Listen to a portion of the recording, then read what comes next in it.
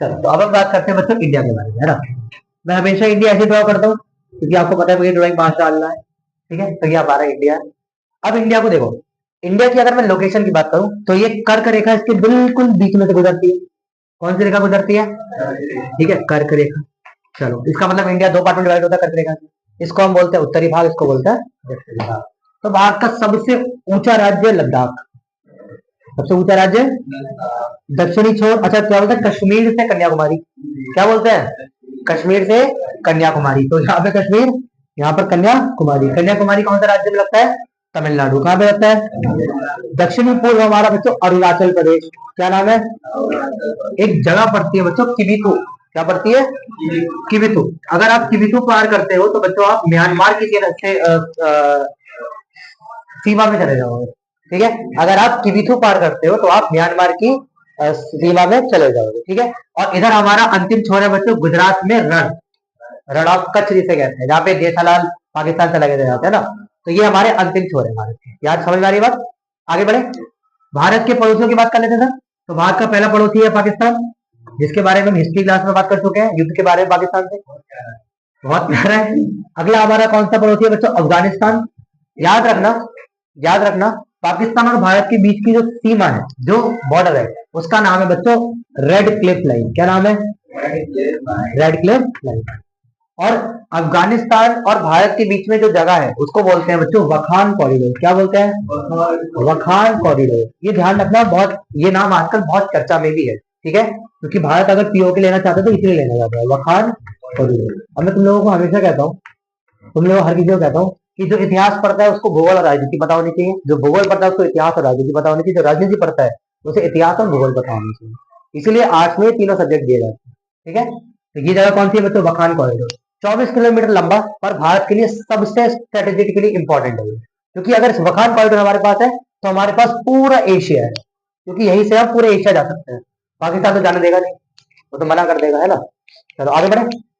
ये कौन सा है बच्चों? चाइना। कौन सा है ये? चाइना। विश्व का सबसे जनसंख्या वाला देश, दूसरा सबसे बड़ा देश, सेना के मामले में सबसे बड़ा देश, दूसरी सबसे बड़ी अर्थव्यवस्था यानी कि इकोनॉमी। कौन है बच्चों? चाइना। यहाँ पे आता है हमारा भारत का छोटा भाई जो आजकल थोड़ा बिगड़ गया है, नेपाल। कौन है ये?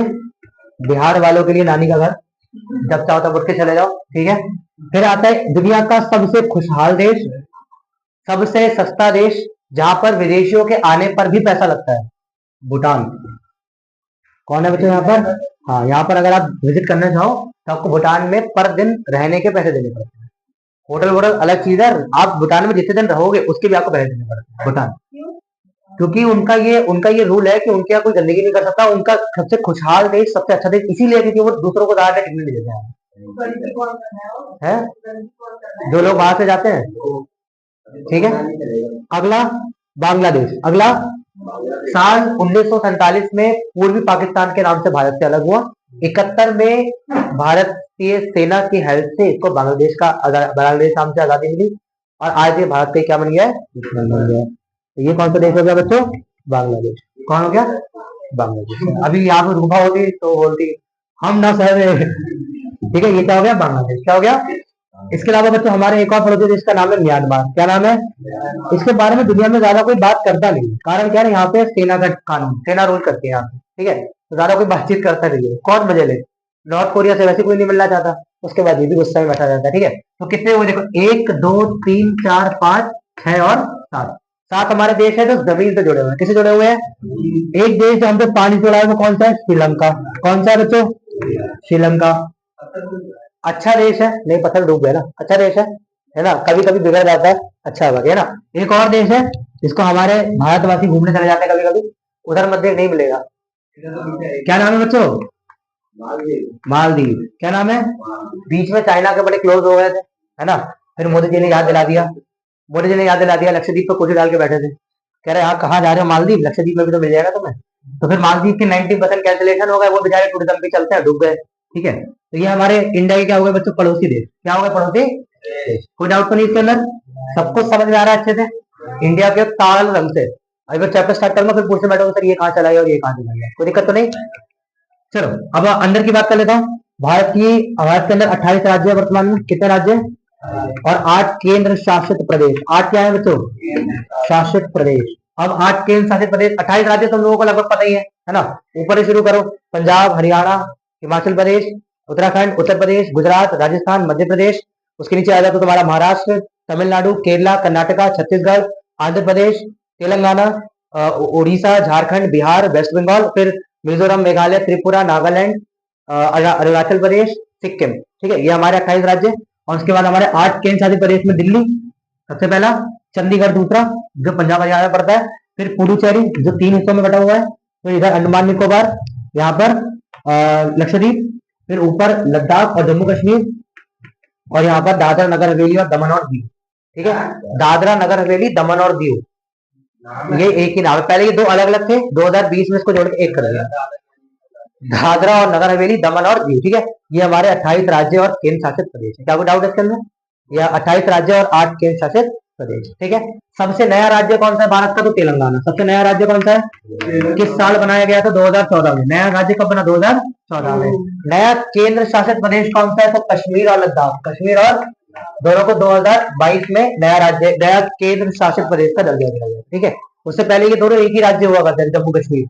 बाद में जम्मू कश्मीर राज्य से हटाया और 2 केंद्र शासित प्रदेश बना दिए, जम्मू कश्मीर अलग कर दिया और लद्दाख अलग कर दिया। ठीक है, चलो, आपको डाउट तो नहीं है? इंडिया, अच्छा, और आ जाओ पानी के बारे में बताता हूँ। यहाँ पे पड़ती है बच्चों बंगाल की खाड़ी। क्या पड़ती है? बंगाल की खाड़ी। बंगाल की सारी नदियां, कितनी नदियां? सारी नदियां, मतलब भारत की अगर 100 नदियां है ना तो 99 नदियां इसी में जाके मिलती है।